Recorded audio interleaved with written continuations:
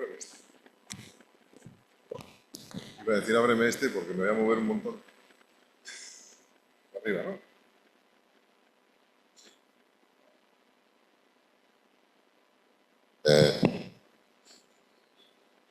Señor, qué susto.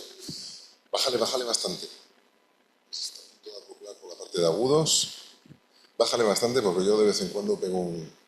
para despertar a la gente que se duerme y tal, ¿sabes? Bueno, feliz sábado. Sabbat Fericit. Eso. Piacere. Bueno, yo no me presento porque soy de la casa. No hace falta. Yo sé que me oís casi todos. ¿Se me oye bien por ahí al fondo? ¿Estás ahí? Perfecto. Moisés. ¿Sí? Maravilloso. Sé que esto se va a grabar, si no me equivoco. ¿Cierto? Vale, lo digo porque hay gente que se ha tenido que ir al funeral y me decían lástima y tal, pues que sepáis que se va a grabar para lo bueno y para lo malo. Voy al grano porque el tema es muy largo y creo que es demasiado necesario para la iglesia de hoy en día. Y digo demasiado necesario y voy a ser un poco crítico porque llevamos 15 años con una tendencia que ha invadido justamente el espíritu de una iglesia, que es la que más criticamos, ha invadido la nuestra. Y eso se llama salvación por obras. Así de sencillo lo digo. He empezado, claro, vaya introducción. ¿Vale? Entonces, el título, para que lo pongáis en el vídeo cuando esté en internet. El Evangelio eterno, el juicio de Dios y el mensaje de los tres ángeles. Muy bien, muy bien. Vaya chapa que nos va a soltar el pastor Pedro Torres. Sí que quiero que entendáis una cosa, a ver si estamos en la misma página y reconocemos una realidad, o yo vivo en otro planeta, no lo sé, a lo mejor yo vivo en Marte y creo que puedo estar equivocado, pero he sido pastor en muchos países y en varios continentes y la foto que yo hago de todas las iglesias donde he pasado, donde paso, donde visito, donde he pastoreado, es muy parecida. Yo lo que me encuentro es que en nuestra casa, y cuando digo nuestra casa me refiero a la iglesia adventista, da igual el continente, da igual la etnia, el origen, el país, ¿de acuerdo? Tenemos un perfil muy parecido, sobre todo en los últimos 15 años, y es que tenemos un concepto condicionado del fin del mundo. Eso que a tanta gente le da miedo y de lo que nos gusta mucho hablar, y para que no nos dé miedo a nosotros, lo que hacemos es meter miedo a los demás. ¿Qué he dicho? El trasfondo de la religión mayoritaria cristiana, que no pienso mencionar, porque no le quiero dar más publicidad, que aquellos justamente que más la critican, lo que hacen es justamente darle mucha publicidad, así que yo no voy a entrar en esa trampa. El trasfondo de la religión cristiana mayoritaria defiende la salvación por obras. ¿Sabéis a lo que me refiero, verdad? Hay que hacer una serie de penitencias, incluso castigos físicos, para poder aplacar, digamos, la ira de un Dios que está ahí enfadado y que tiene que venir a buscarnos. Esa es la foto, ¿verdad? Bueno, yo he visto demasiado a menudo y sigo viendo con demasiada frecuencia esa misma fotografía en nuestra iglesia, que para poder ser salvo, para que cuando Jesús venga en este Apocalipsis, que está aquí a las puertas, girando la esquina, hay que aplacar la ira de un Dios que está enfadado con nosotros. Y entonces se hace a base de sacrificios, bien sean físicos, bien sean conductuales, bien sea económicos, pero los adventistas no hacemos eso, ¿verdad? No, pero hay que estar el sábado por la mañana a tal hora y si no haces esto... no sé si os dais cuenta de que hemos caído en la misma dinámica. Exactamente la misma dinámica. Dicho de otra manera, y esto es algo que yo he oído durante décadas, sobre todo en gente que ya peinaba canas hace años y que ahora muchos ya no están, pero que se transmite en ciertas latitudes y que se distribuye por todo el mundo. Cuanto más duele, y lo digo entre comillas, cuanto más nos duele, más cerca estamos de la salvación. Y la contrapartida es que cuanto menos nos duele, más lejos estamos de ser salvos. Y si la juventud se lo pasa pipa, se lo pasa bien, eso es malo.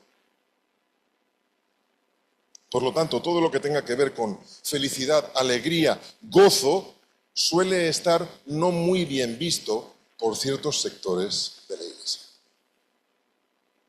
Y he tenido que venir de Canadá para decir esto. Este esquema Y ahora quiero que hagáis conmigo un ejercicio de abstracción, porque nos creemos el ombligo del mundo. Y luego veréis más adelante un PowerPoint que está preparado, qué es lo que somos respecto a la población mundial y cuál es nuestra tarea. A ver si se nos da una cura de humildad, a mí el primero. Este esquema que yo acabo de escribir, casi cómico, casi irónico, ¿verdad?, es calcado, y ahora escuchad bien, de todas las religiones del mundo, monoteístas, politeístas y cualquier otra. No estoy hablando del cristianismo, estoy hablando de cualquier religión del mundo. Ejemplos, grosso modo, ¿vale? Si haces una peregrinación a la Meca, si oras 5 veces al día, si das de comer a los pobres, da igual lo que hagas, vas a ir al cielo. Eso es lo que creen un sector de la población que, por cierto, ahora está muy presente en España. ¿Sabéis a qué me refiero, verdad? ¿Vale? Es una religión monoteísta.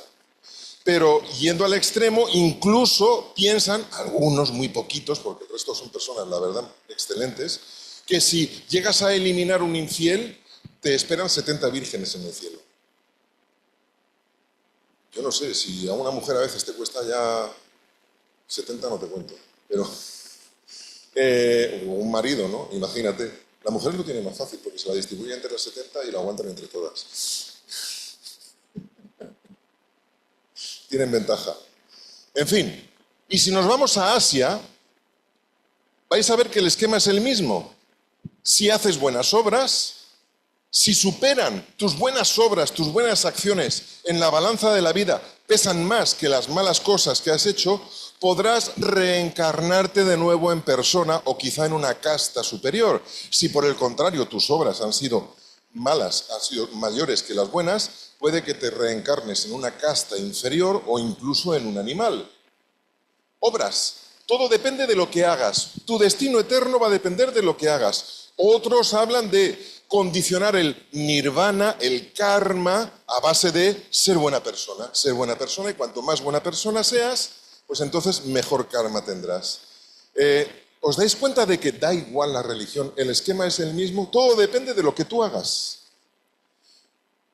Todas las religiones monoteístas las grandes son 3, el Islam, el judaísmo y el cristianismo, eso está claro. Pero es que fuera también está el mismo patrón y casi todas caen en los mismos errores por 2 creencias compartidas, incluido el cristianismo, que son erróneas. Una, la inmortalidad del alma, es decir, hay algo que sobrevive y para reconducirlo mejor tengo que actuar en esta vida, ¿vale? Es lo que se llama, pues eso, inmortalidad del alma, y luego la salvación por obras. Todo depende de lo que yo haga. Para apaciguar la ira de un Dios que está enfadado conmigo, o para equilibrar el karma, o según donde quiera que esa persona esté. ¿Podría eso también ocurrir entre nosotros, adventistas del séptimo día? O sea, he hecho un análisis objetivo, así a grosso modo, una fotografía global, como si yo me reculara un poquito hacia la Luna y hacemos una foto de la Tierra. Y ahí están todas las religiones. Ese es el esquema que se comparte por todo el planeta Tierra. Así que yo tengo varias preguntas que hacer que intentaré responder con vosotros a lo largo de esta mañana. Yo normalmente diría que los adventistas del séptimo día, teóricamente, no creemos en nada de eso. ¿Estamos de acuerdo? Teóricamente no creemos en eso. ¿Verdad que no? Teóricamente. Otra cosa es lo que hagamos, pero la teoría es que no compartimos eso. Pero nuestra conducta nos muestra que inconscientemente hemos integrado, no hemos dejado atrás nuestra carga cultural y religiosa. Yo soy adventista de 3ª generación, pero aún así, he vivido en un país de mayoría X, y eso se nota porque permea la sociedad.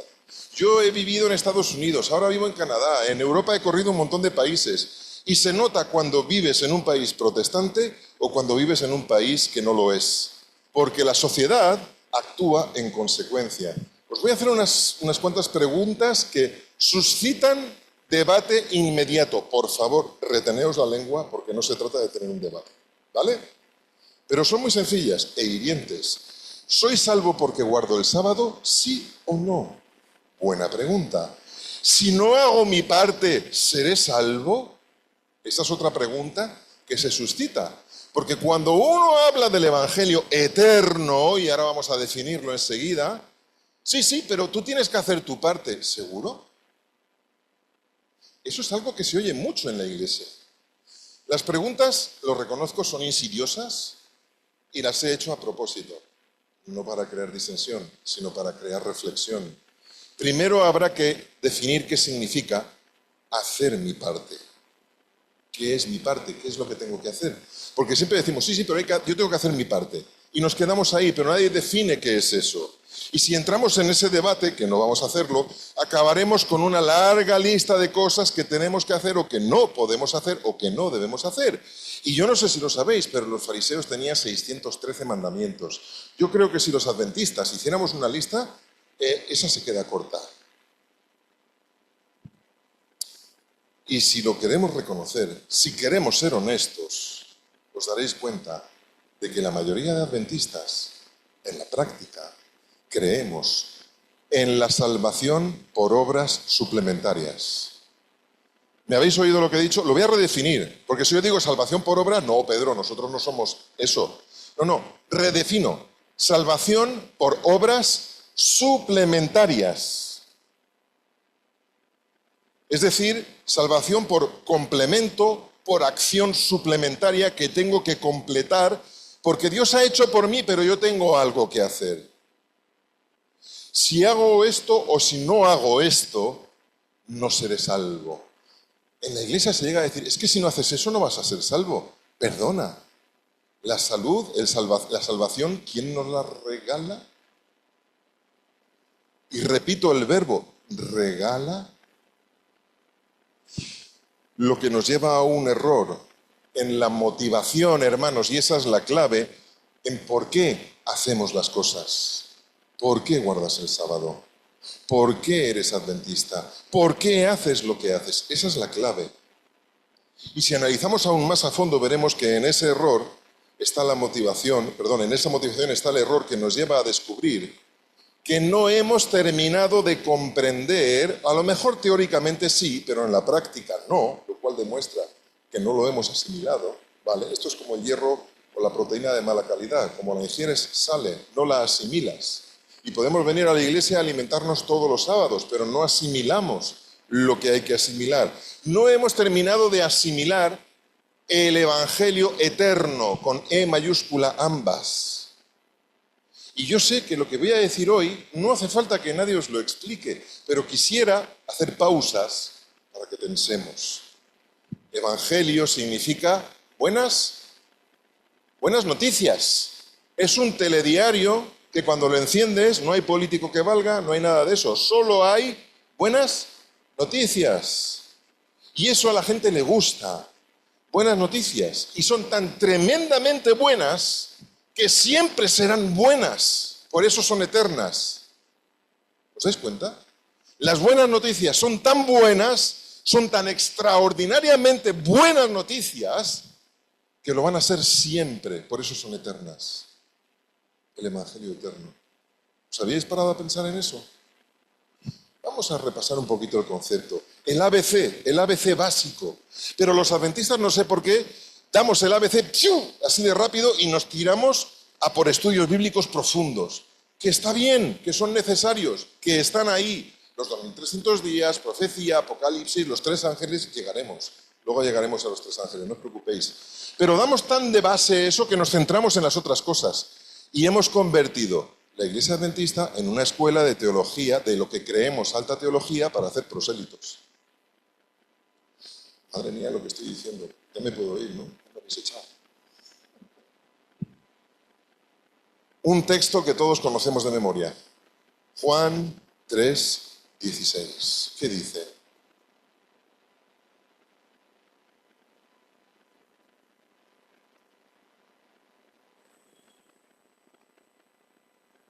¿Lo habéis reflexionado?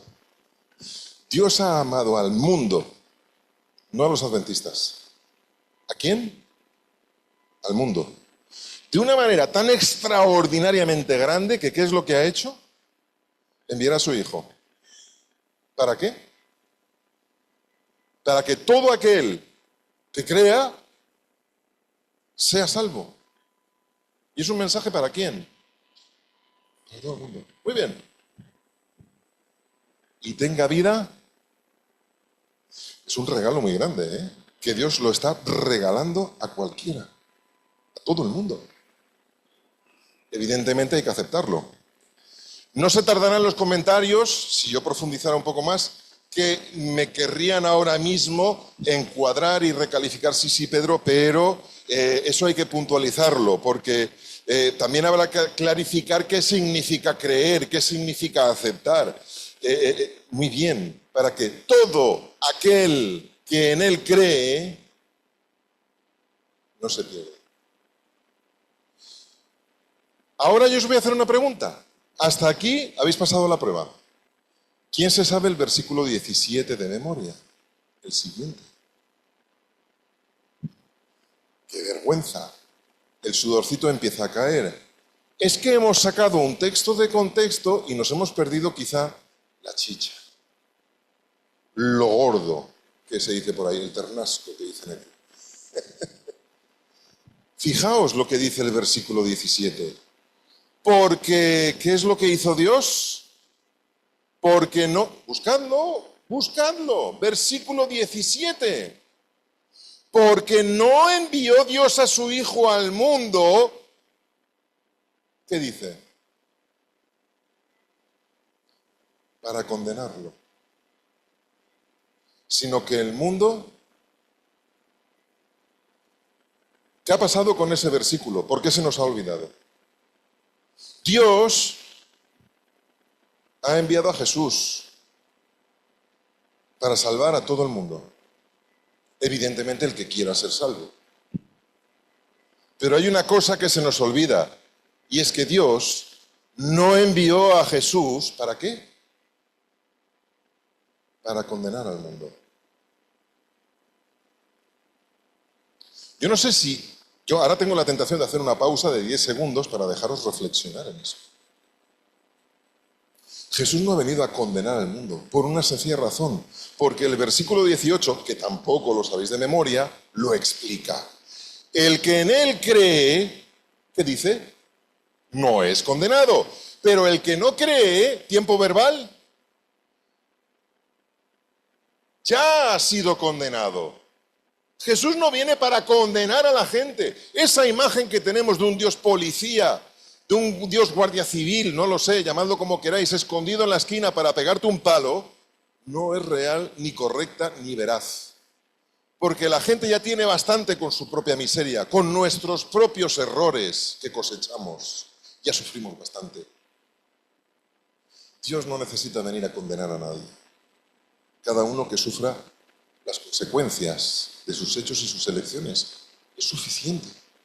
Pero no es una acción directa de Dios diciendo, tú por malo, toma. Jesús no vino a condenar, sino a salvar. Y nosotros estamos aquí predicando cosas que condenamos y condenamos. ¿Qué imagen de Dios estamos representando? Dicho de otro modo, todo ser humano, escuchad bien, todo ser humano parte de la misma base. Partimos todos desde la misma línea de salida. Todo ser humano estamos condenados. Se nos olvida.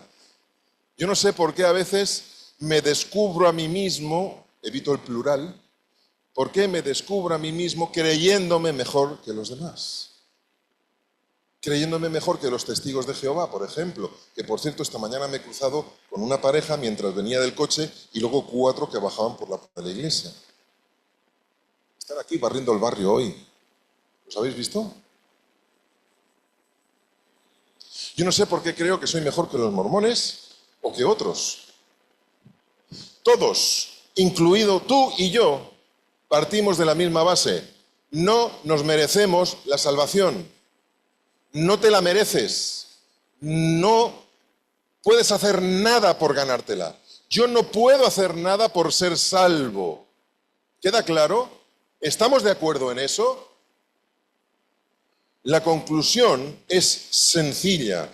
Todo el que crea será salvo. ¿Y qué tenemos que hacer? Creer. Evidentemente, si alguien me dice algo por mi bien, me da un consejo. Nosotros somos especialistas, tenemos que hacer un coaching cada uno. O sea, cada adventista tendría que montar un consultorio de coaching porque nos encanta dar consejos a todo el mundo. Siempre hay alguien que me da un consejo por mi bien, y yo lo creo. Si yo creo que me dan un consejo por mi bien y lo pongo en práctica, pues es probable que me vaya bien. Pero si me dan un consejo y lo rechazo, pues es probable que no me vaya bien. ¿Estamos de acuerdo en esto? ¿Sí? Pero no lo hago para ganarme el favor del que me está dando el consejo. ¿O es que vosotros lo hacéis por eso? ¿Entendéis la dinámica? Tú cuando te sientes mal vas al médico y el médico te da un tratamiento. Si tú te lo aplicas, te irá bien. Si tú decides no aplicarlo, ¿cómo te irá? Pues te irá mal, por regla general. Pero tú, ¿aceptas el tratamiento porque quieres ganarte el favor de tu médico?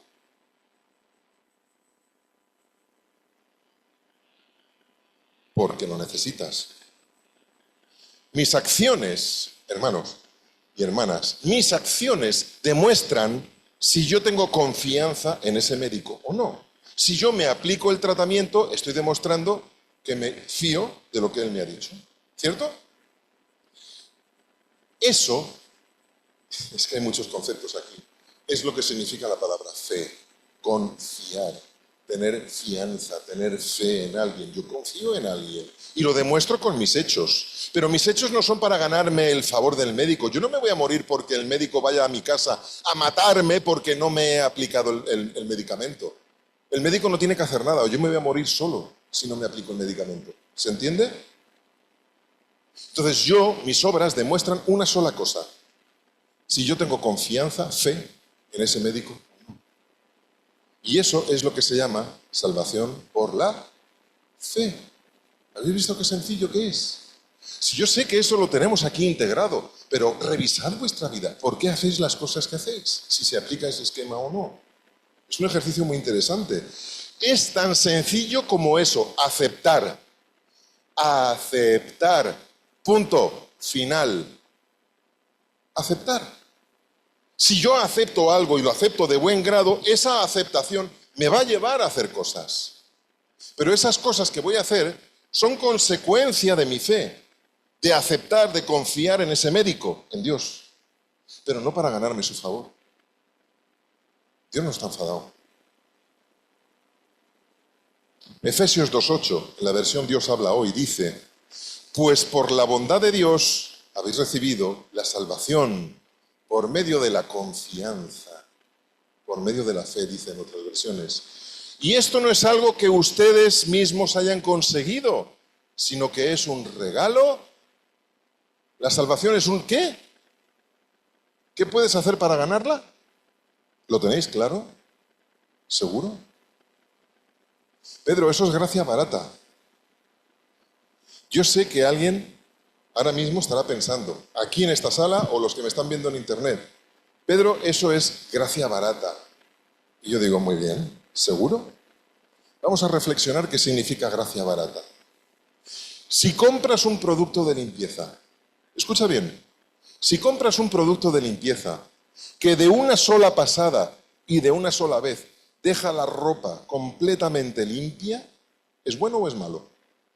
Muy bien. Si compras otro producto de limpieza que después de haber lavado la ropa, tú luego tienes que frotar un poquito más, volver a mojar y añadir una segunda, un poquito de lavavajillas o lo que sea, ¿cuál es mejor de los dos? ¿Os dais cuenta?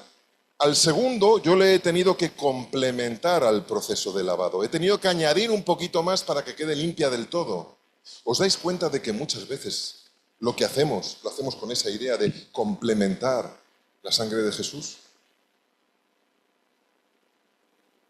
Espero que os haya abierto un poco los ojos esto. Porque la gracia barata no es el decir, lo acepto y ya está. Esa es la más cara. Porque es tan buena, tan poderosa y tan suficiente que no necesito hacer nada más para ser salvo. Pero cuando una gracia supuestamente me es ofrecida, que requiere que yo tenga que complementar, hacer cosas para poder aplacar la ira de ese Dios, y cuando venga Jesús ya veremos si soy salvo o no, esa es la barata, porque no es completa.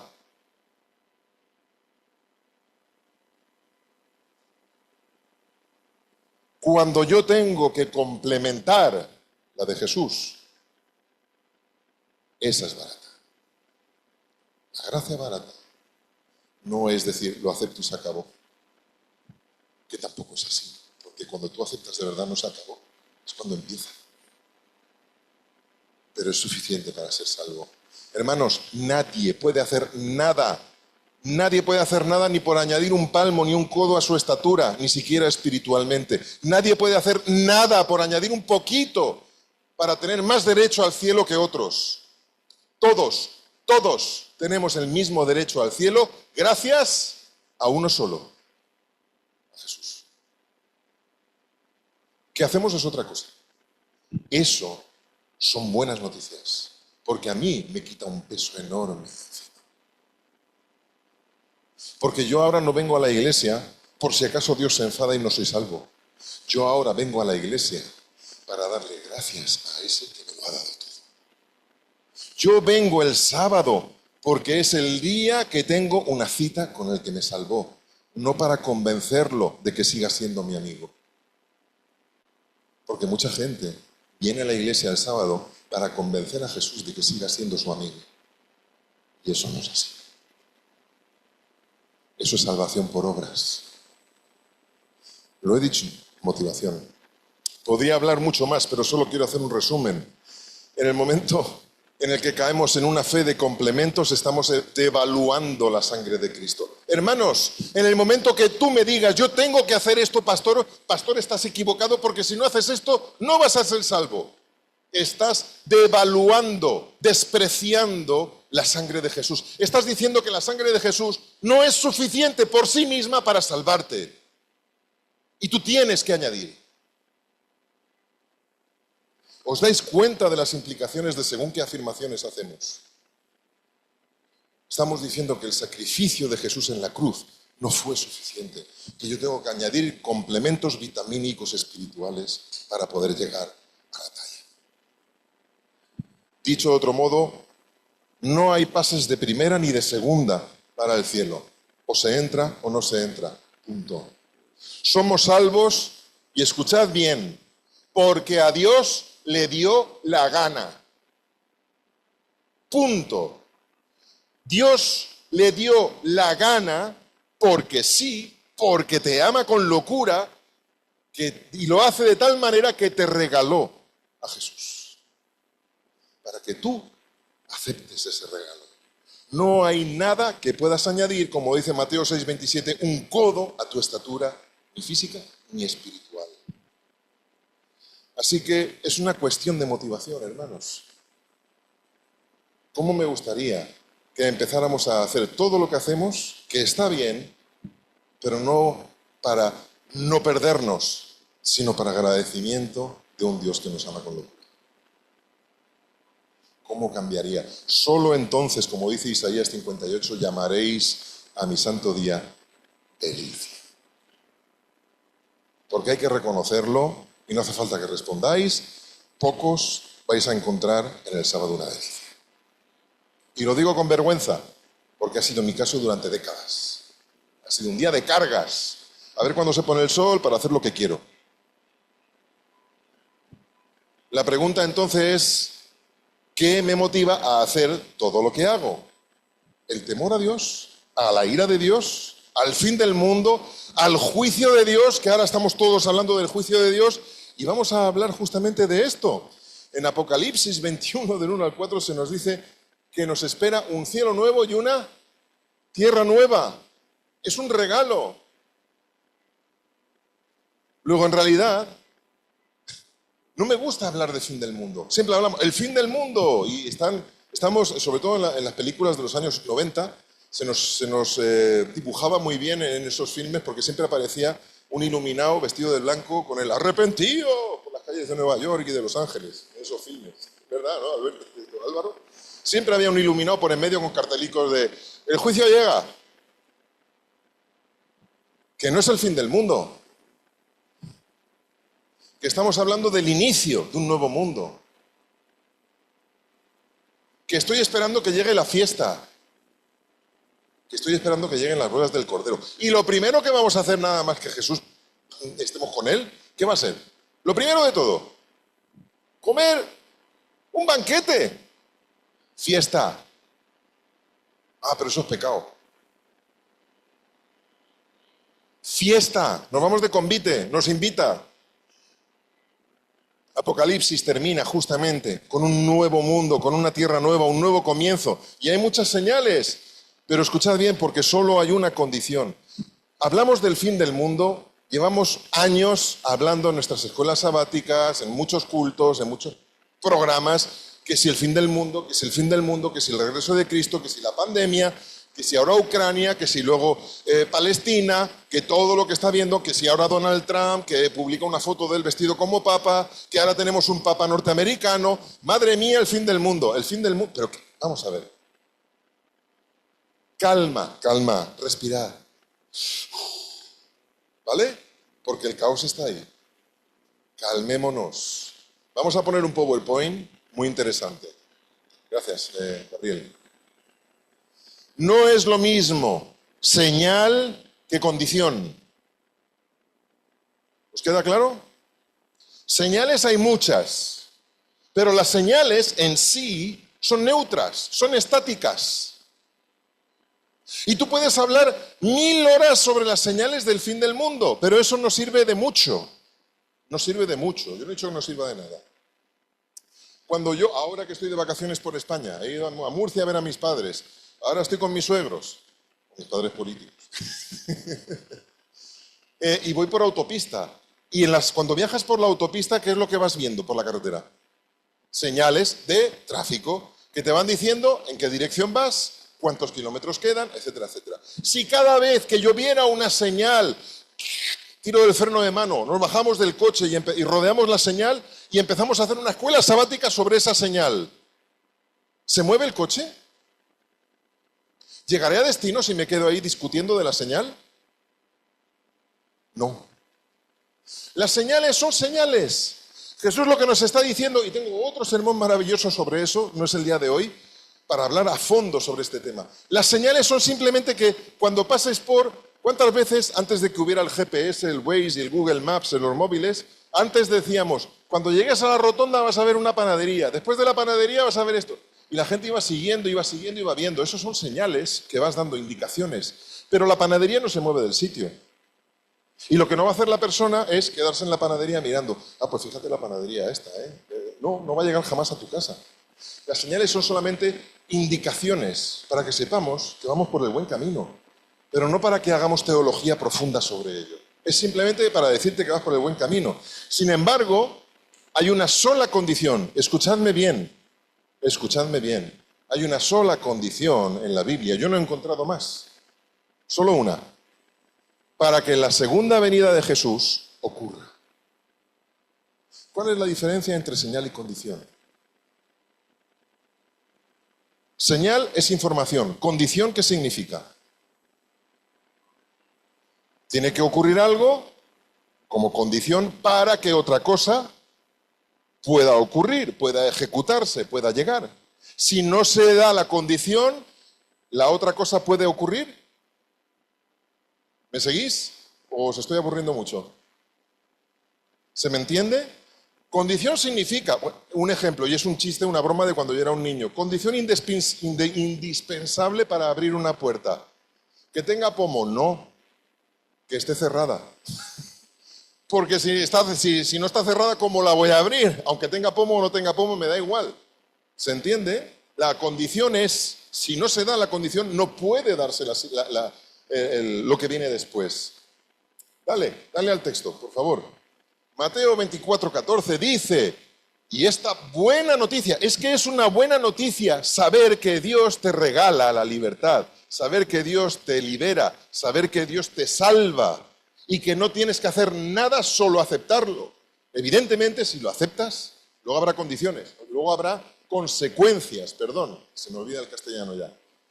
Mateo 24:14 dice, y esta buena noticia del reino será anunciada, ¿a quién? A todo el mundo. En otras versiones dice a todo pueblo, tribu, lengua, nación, etcétera, etcétera, ¿vale? Para que todas las naciones la conozcan, como testimonio a todas las naciones, dice en la Reina Valera. Y la palabra clave la tenéis en amarillo. Entonces, La palabra clave es entonces. ¿Qué significa esto? Que lo que hay después de entonces, es decir, esto, no puede ocurrir si lo anterior no se ha cumplido primero. ¿Es que he dicho una barbaridad? Para que Jesús venga, tiene que ocurrir una cosa, solo una. Lo demás son señales, pero una tiene que ocurrir. La buena noticia de la salvación se tiene que predicar ¿a quién? Para testimonio. No dice que hay que bautizar a todo el mundo, pero por lo menos para testimonio. Solamente cuando toda la humanidad haya tenido la oportunidad de escuchar las buenas noticias, y las buenas noticias os las acabo de explicar hace un momento, Jesús no vino aquí para salvarnos y punto. Y no para condenar, ¿ok? Cuando esas buenas, porque son muy buenas noticias, porque cuando tú a todos los países del mundo, a toda esa gente que cree que tiene que hacer algo para equilibrar el karma, para reencarnarse en algo mejor, para ir al cielo con no sé cuántas vírgenes, o para ir al paraíso con los ángeles y sus difuntos, depende de la religión, ¿vale? Esa gente está sufriendo porque creen y están convencidos que tienen que flagelarse, hacer penitencias, hacer procesiones, hacer sacrificios, volverte en un fakir. ¿Cuál es la diferencia entre lo que hace un fakir y lo que vemos en Semana Santa en Sevilla? Ninguna. Y cuando tú les dices, todo eso no sirve para nada, solo tienes que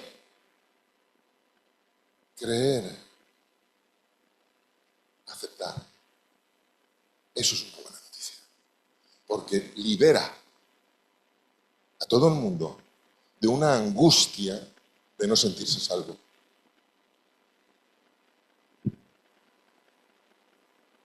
Eso hay que predicar. Lo siguiente, voy a poner las cosas en perspectiva, a ver si calmamos los ánimos, los míos los primeros, pero de algunos que están muy iluminados por ahí sueltos, sobre todo en YouTube también. Esta mañana con Gabriel, gracias Gabriel por haberme ayudado, hemos puesto al día las estadísticas. En el mundo, a día de hoy, hay 8.240 millones de personas en nuestro planeta, ¿ok? Esto lo hemos googleado esta mañana, ¿ve? Ahí está Gabriel diciéndome que sí. El 100% de la humanidad es eso, ¿pasa? Ahí tenemos, ese es el 100% de la población mundial ahora. Mi pregunta, ¿cuántos son cristianos? ¿Alguien lo sabe? Digo cristianos. Has sido muy aventurado, pero gracias, casi. Yo normalmente la gente dice más, pero no vas mal, estás bien. ¿Dale? Ahí lo tenéis. El 32% de la humanidad es cristiana. El 25% de la humanidad pertenece a alguna de las corrientes del Islam. El resto son sin afiliación, budistas, hinduistas, etcétera, etcétera. Yo aquí tengo la gráfica, pero da igual, ¿vale? O dicho de otra manera, siguiente. Cristianos versus no cristianos. Eso es una foto del planeta Tierra a día de hoy. ¿Cuál era la condición para que Jesús viniera?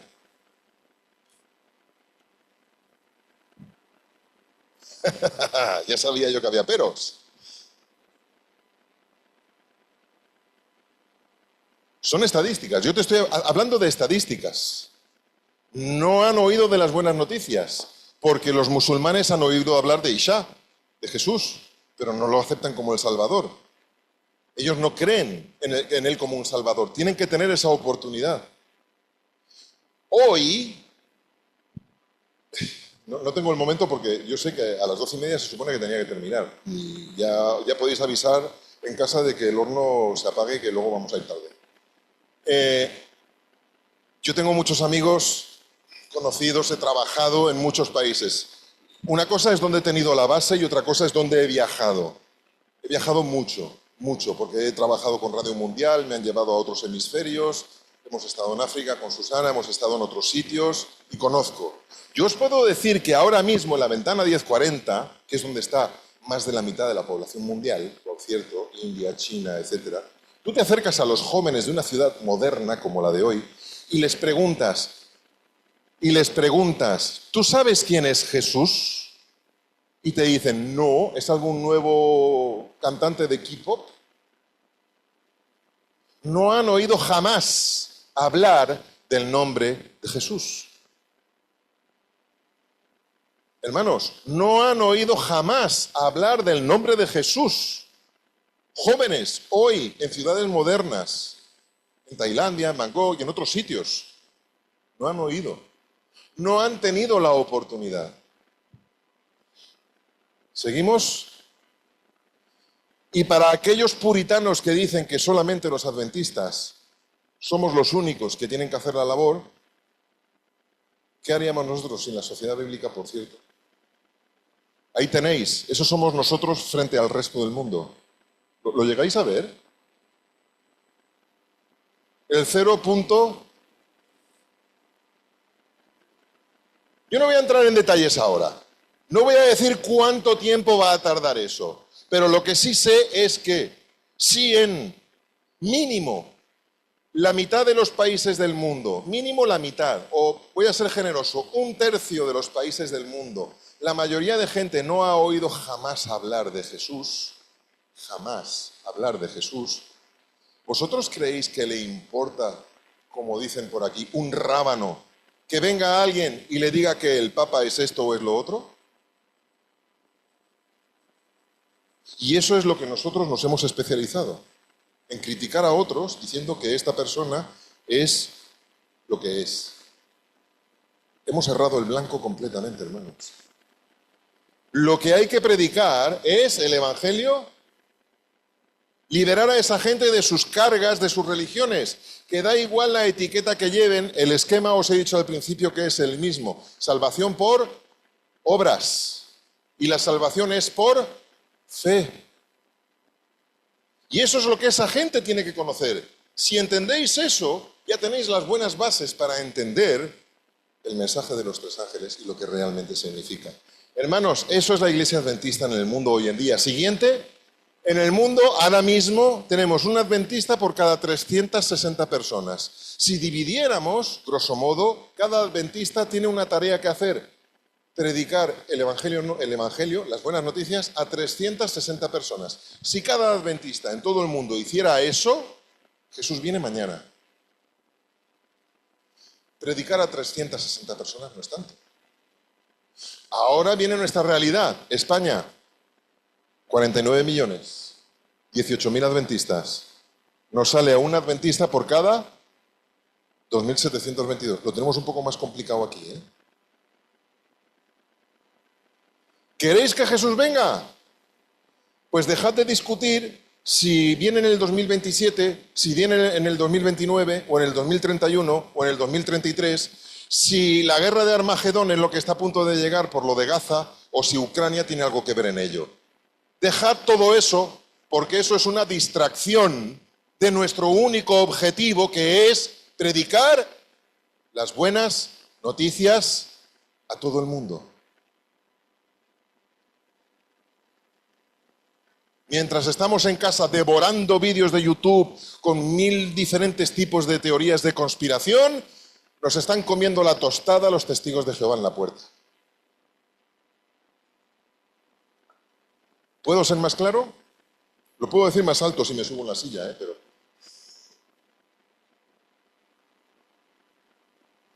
¿A qué estamos jugando? Siguiente. Y esta buena noticia del reino será anunciada a todo el mundo. La buena noticia. Para que todas las naciones conozcan entonces. Entonces vendrá el fin. Tengo otro tema, no es el día de hoy, donde yo hablo. Yo he conocido personas que han vivido la Primera y la Segunda Guerra Mundial y la Guerra Civil Española, que han sobrevivido y que eran adventistas. Y yo les preguntaba, cuando empezó la Primera Guerra, estábamos convencidos de que era el fin del mundo. Y, pues que luego vino una segunda, imagínate. Y, pues que aquí estamos. Confundimos señales con condición. Solo hay una condición. Y la única condición es que cada uno de nosotros dé testimonio. Ay, ahora ya empieza a incomodar el banco. Pedro, termina. ¿Es así? ¿Cuándo tardará el Señor en venir?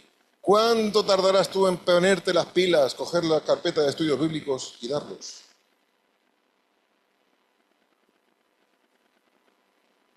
Seguimos y terminamos en esa. Sigo.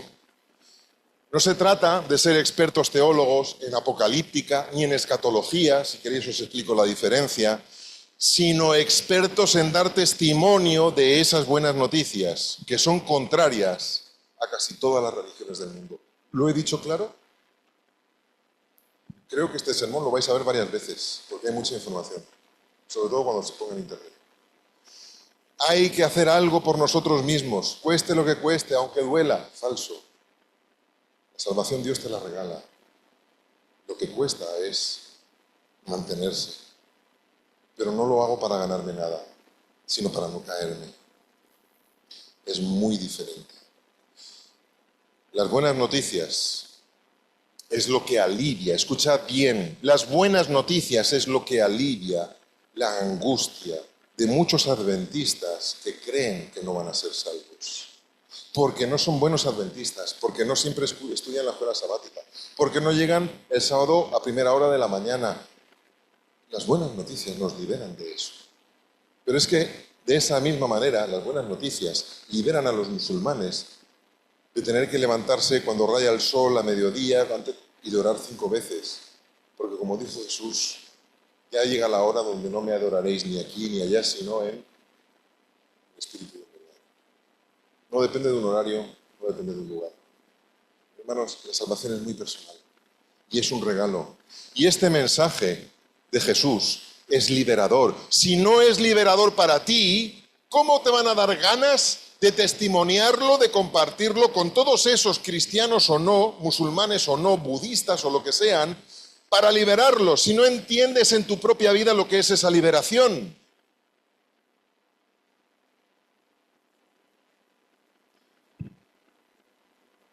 Juan 8:32. Conoceréis la verdad y la verdad, ¿qué es la verdad? Muy bien, porque normalmente lo que decimos es que la verdad es, y añadimos una colección de 28 creencias y de doctrinas adventistas. Y eso no es cierto. La verdad es alguien. Jesús dijo en Juan 14:6, yo soy, conoceréis la verdad y la verdad os hará libres. Conoceréis a Jesús y Jesús os hará libres. No dice que conoceréis un cuerpo de doctrinas y la doctrina os liberará. Jesús, no lo tengo en el texto de mi sermón hoy, pero es lo que dijo. Vosotros creéis que tenéis la salvación en las Escrituras, pero las Escrituras dan testimonio. Pues es exactamente la radiografía de la Iglesia Adventista del siglo XXI. Vosotros creéis que tenéis la salvación en el mensaje de los 3 ángeles. ¿Y el mensaje de los 3 ángeles da testimonio? ¿Habéis visto a Jesús ahí? Pues está. Hoy os voy a dar solo un pequeño guiño. Pero quiero que empecemos justamente por eso. En Mateo 24:14 hemos leído algo muy importante. Se tiene que predicar ¿qué? Hagamos memoria. El Evangelio eterno, las buenas noticias. ¿A quién? ¿Cómo empieza el mensaje del primer ángel? ¡Oh! ¿Os dais cuenta de que el mensaje del primer ángel, Apocalipsis 14, del 6 en adelante, es un punto y seguido de Mateo 24:14? ¿No lo habíais visto nunca ahí? Vi volar por en medio del cielo otro ángel que tenía que las buenas noticias, que son tan buenas que duran para siempre. En lenguaje religioso, evangelio eterno. ¿Vale? ¿Para qué? Para testimoniarlo, para anunciarlo. Son tan buenas noticias que no te las puedes guardar. Hermanos, vemos la predicación como una obligación, pero cuando te pasa algo bueno en la vida, llamas a tu primo, a tu madre, a tu hermano, a tu vecino, llamas a la puerta, mira lo que me ha pasado. Estás deseoso de compartir eso tan bueno que te ha pasado en la vida. Y no vivimos el Evangelio así porque no son buenas noticias para nosotros, porque no lo hemos entendido. Son tan buenas que no te lo puedes callar. Menudo autoanálisis estamos haciendo hoy. Vi volar por en medio del cielo otro ángel que tenía las buenas noticias para compartirlas con todo el mundo. Estaba feliz ese ángel. A todos los moradores de la tierra, a toda nación, tribu, lengua y pueblo. Sabemos que ángel es mensajero, volando, gerundio. Me gusta porque está volando, está en acción. No voy a entrar en detalle, pero sí que me gustaría que escucharais, que prestaras atención al versículo 7. Apocalipsis 14, 7. ¿Qué es lo que dice ese ángel? Vamos a quedarnos con la primera frase. Temed a Dios y... Pues, ¿conocéis el término oxímoron? Oxímoron significa que en una misma frase hay dos palabras que se contradicen. ¿Vale? Carne vegetariana. Pues... o es vegetariano o es carne. Es una broma, ¿eh? No quiero yo criticar el tofu ahora, mucho menos la tierra alternasco. Pero, ¿me entendéis? Son dos palabras. ¿Cómo voy a temer a alguien y inmediatamente darle gloria? ¡Yuhu! O le tienes miedo o le vitoreas. Vitorear es el verbo, ¿verdad? O le vitoreas, o le alabas, o tienes miedo. Las dos cosas a la vez no puede ser. ¿Cómo vas a alabar, estar feliz de encontrarte con alguien si le tienes miedo?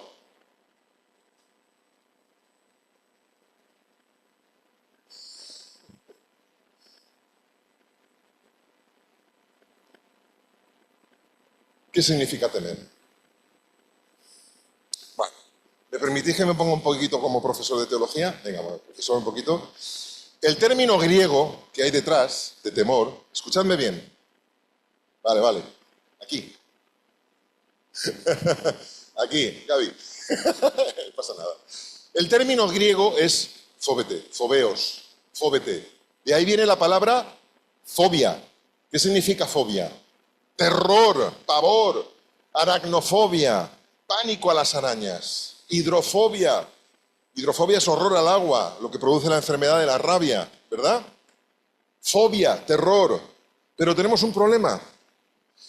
Que el Nuevo Testamento está escrito en griego, pero los que lo escribieron habían traducido, pero ellos no pensaban en griego, ellos pensaban en arameo, eran mentes semitas.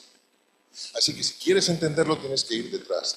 Yo he ido a la concordancia Strong, si alguien quiere verlo, es el 5399, fobeo, donde te va a dar la idea suplementaria de reverencia, veneración, tratar con respeto, deferencia. ¿Vale? No es miedo, es respeto. Y la raíz, porque si te vas a la raíz de phobos, vemos que el campo semántico no es solo miedo. La palabra phobos, en griego, tiene muchas significaciones, muchos significados, perdón. Qué patadas le doy al español desde que vivo fuera. Pero nos hemos quedado solo con una acepción. Por ejemplo, os voy a poner un ejemplo. En español, ¿qué significa pretender? Pretender, la palabra pretender, el verbo pretender.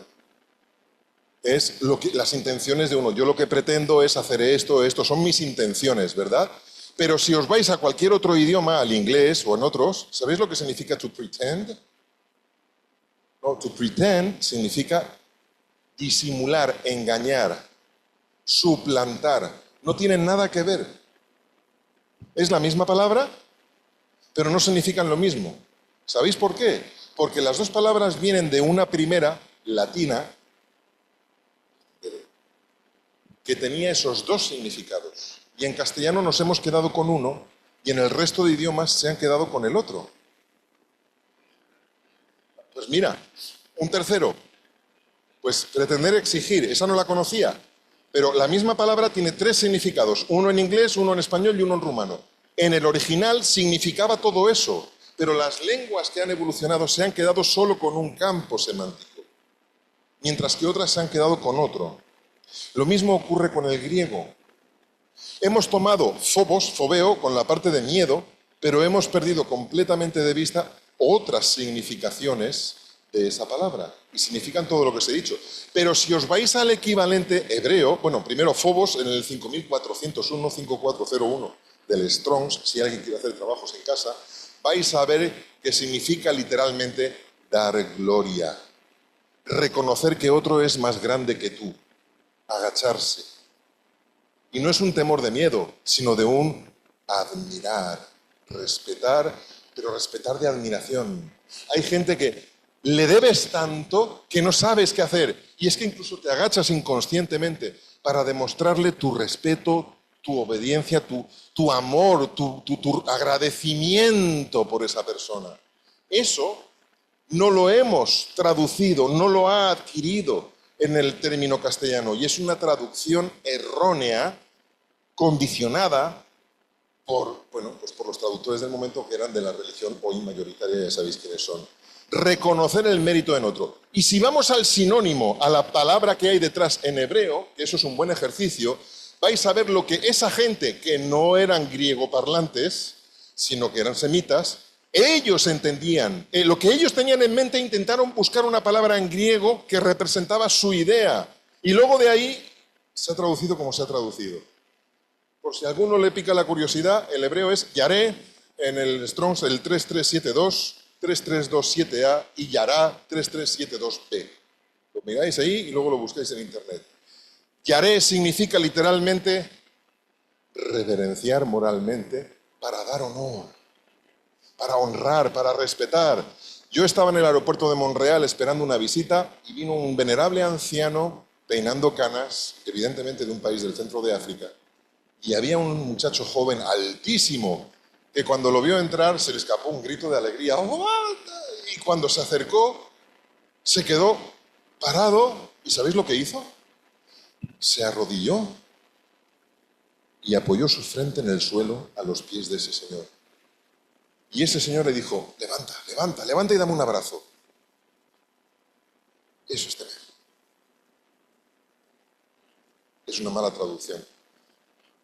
La palabra yaré, la original, la hebrea que hay detrás, se debe de traducir por, y ahora escuchad bien, maravillarse.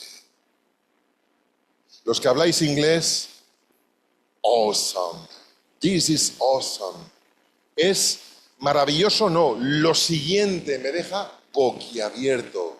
¿Habéis oído eso? Awesome. Cuando uno dice, this is not good, this is awesome. Es buenísimo, te quedas sin palabras. Es una maravilla. Eso es lo que significa el original que hay detrás de lo que hemos traducido por temer. Es maravíllate y dale gloria. Alábalo. Maravíllate. Más de 100 veces en el Antiguo Testamento se traduce por maravillarse. Y en el Nuevo, error de traducción. Temor. Me salto todo esto y ahora viene la pregunta. Juan, semita, judío, que dudo mucho que el griego fuera su lengua materna, le traducen con una palabra que recoge la idea, pero que tiene otras acepciones. Y nosotros hemos tomado justo las que no eran. Nos dice, maravíllate y alaba a Dios.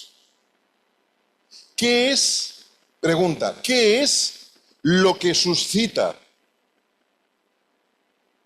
en Juan y en todos los que están viendo, en ese mensaje, esa reacción de, wow, qué bueno, gloria a Dios? ¿Qué es lo que suscita esa reacción? ¿Sabéis lo que es? Lo que viene justo a continuación. ¿Qué dice el texto? Maravíllate y alaba al Señor. ¿Por qué? ¿Qué dice ahí? Porque la hora de su juicio ha llegado. Pregunta. Si todo el mundo tiene miedo a la hora del juicio de Dios, ¿por qué nos está diciendo que nos maravillemos y le alabemos? ¿Qué es lo que no hemos entendido? ¿Qué es lo que ha llegado? La hora de su juicio. Pregunto, ¿de quién es el juicio? Muy bien, sois la primera iglesia que me responde bien a la primera. Porque es su juicio. ¿Quién está siendo juzgado? Dios está siendo juzgado. ¿Tenemos miedo del juicio de Dios porque hay que estar presentes en el juicio de Dios? Hermanos, no tengo el tiempo porque ya se ha pasado la hora y apenas voy por la mitad del sermón. Tranquilo, voy a abreviar. Voy a abreviar. Pero una cosa está clara, nosotros somos lo que se llaman testigos incausados. ¿Habéis oído alguna vez hablar de ese término? Somos testigos incausados. Yo soy testigo en ese juicio y tengo parte de causa, pero yo no soy el objeto del juicio.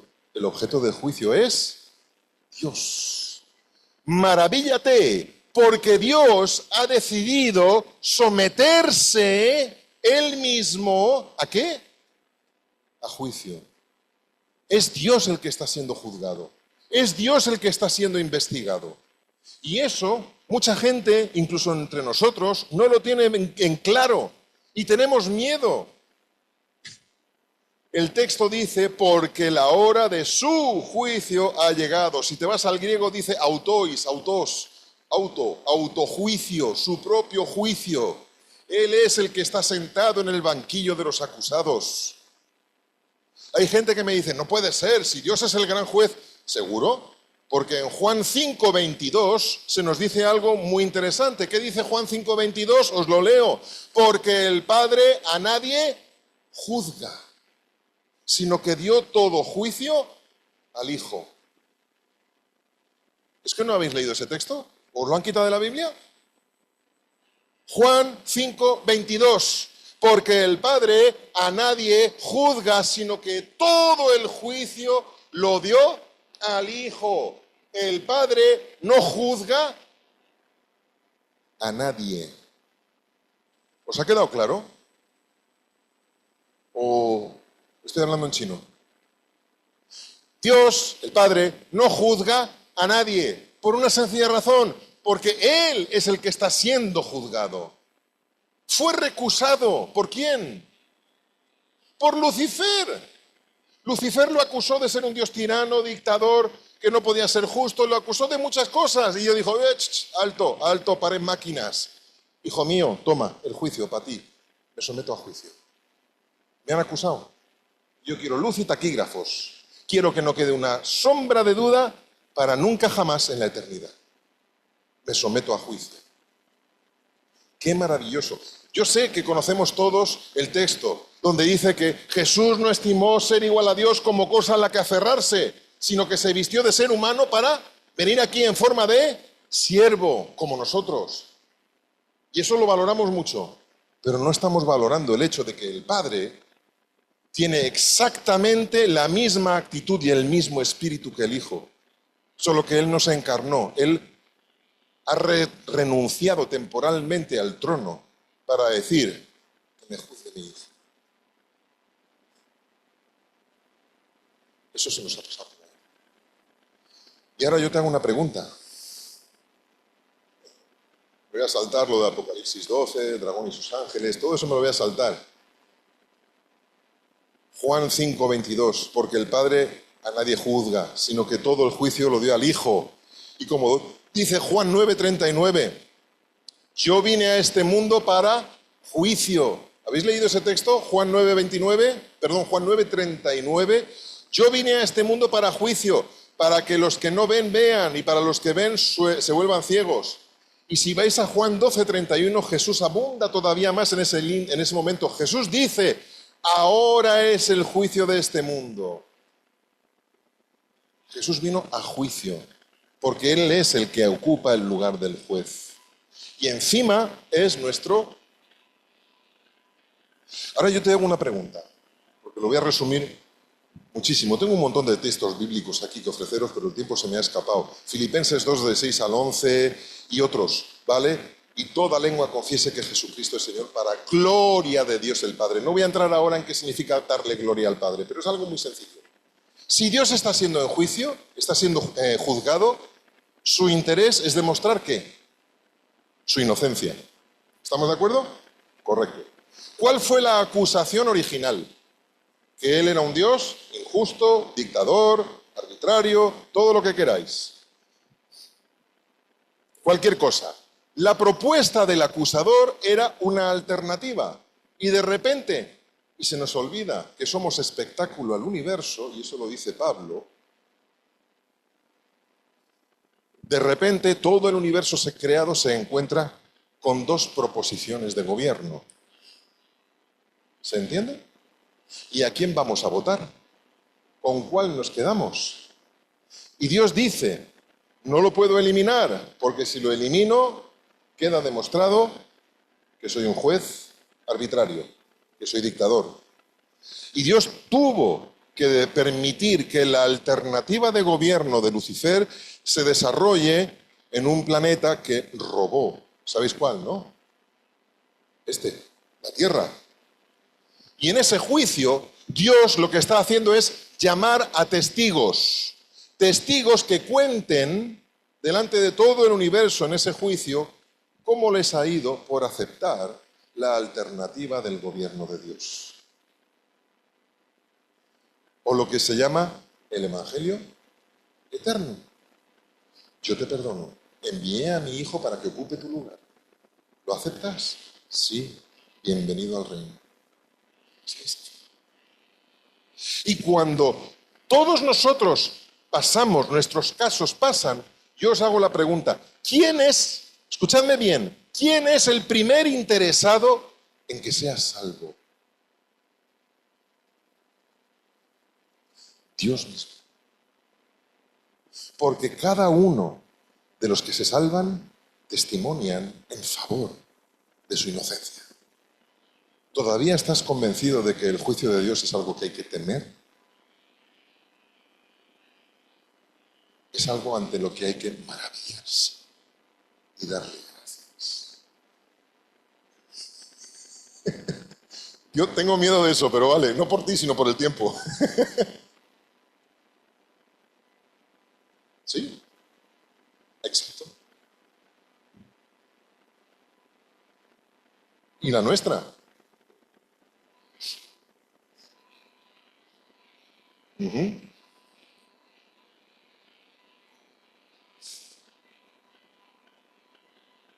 El juicio es un momento de alegría, es un momento de gozo, es un momento de decir, sé que soy culpable, pero también sé que tengo un indulto que me está esperando, que yo ya he aceptado y lo único que tengo es ganas de que Dios me libere de ese problema, Juan, pero de una vez para siempre. Así que lo único que tengo es deseo de que eso llegue. Y como sé que eso es bueno, lo único que tengo es la opción de maravillarme y cantarle. Gracias, Señor, gracias. Dadle gloria.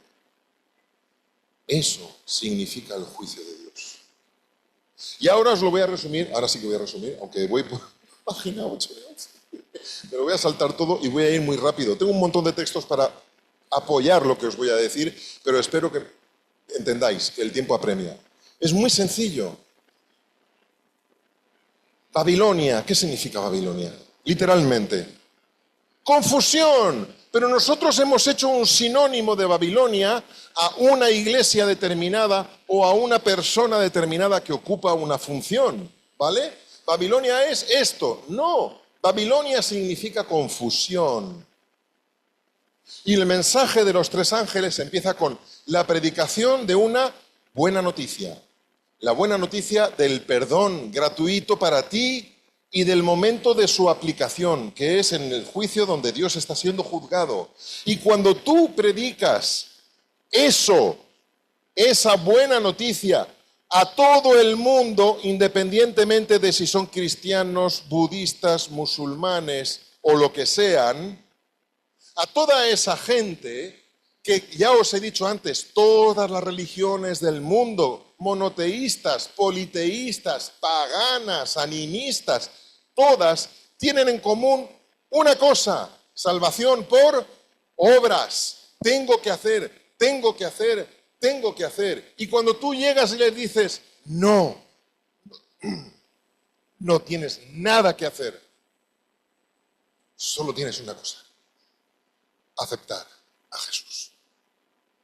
Cuando tú haces eso, hay todo un sistema de confusión, de mentira, que simbólicamente se llama Babilonia. En ese momento a esas personas se les cae encima Babilonia. He vivido engañado toda la vida. ¿Es así de sencillo? Sí. Y Babilonia se cae. Por supuesto que dentro está lo que dice el conflicto de los siglos y lo que los adventistas predicamos, pero es que parece que es solo eso, y no es solo eso. Estamos perdiendo de vista el resto de la humanidad. Y también es cierto que el Vaticano y otras... Ya al final hablé. Va a tener un papel primordial que jugar en la política. Pero aquí en la Biblia se nos está hablando de un sistema de creencias confundido que es salvación por obras. Y no pertenece solo a esa iglesia, sino a cualquier religión del mundo. Cuando esa Babilonia se cae, la gente se queda diciendo, ¿y ahora qué hago? ¿Ahora qué hago? ¿Os dais cuenta cómo el segundo ángel cae Babilonia? ¿Ahora qué hago? Ahora lo que tienes que hacer es decidirte. Y entonces es cuando llega el mensaje del tercer ángel.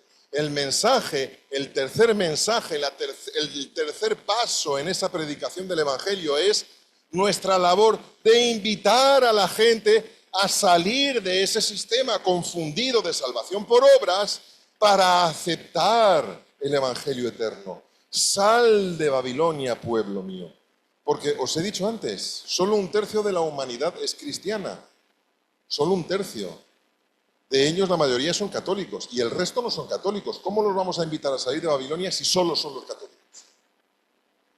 Es un sistema falso de creencias, de salvación por obras. Sal de Babilonia y acepta el Evangelio eterno, las buenas noticias. Acéptalas. En ese momento, y esa es la siguiente parte que no he escrito todavía, entra Apocalipsis 13. Habrá 2 tipos de personas.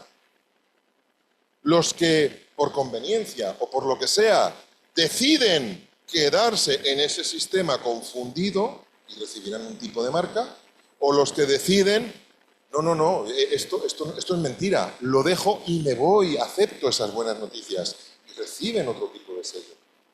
Pero no se trata de una institución, sino de la gran mentira que Satanás ha urdido durante miles de años en muchas formas de religión, no solo una, que parece que los tenemos ahí en el CCC.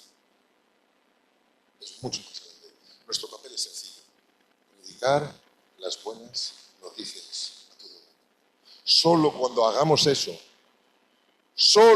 hagamos eso, la gente se quedará confrontada con lo que ellos han creído.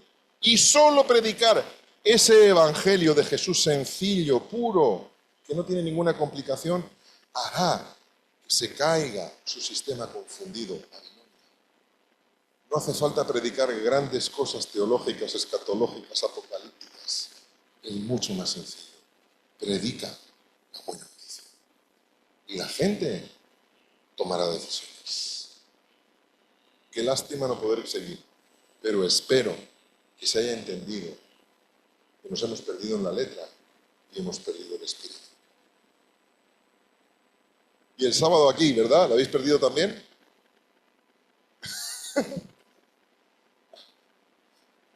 No. Estaré en Canadá. Que el Señor os bendiga mucho. Siento haber sido pesado hasta la saciedad, pero creo que esta vuelta a las raíces de un mensaje puro, sencillo, vamos, es que más sencillo no puede ser, es lo único que puede despertar admiración de ver en lo maravilloso que es nuestro Dios, lo mucho que nos quiere y el compromiso en el que nos mete, porque tenemos que compartir este mensaje sencillo con todos los que están afuera.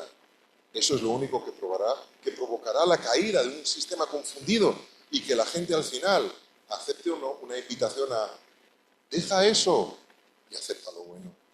Y el Señor vendrá. El Señor vendrá.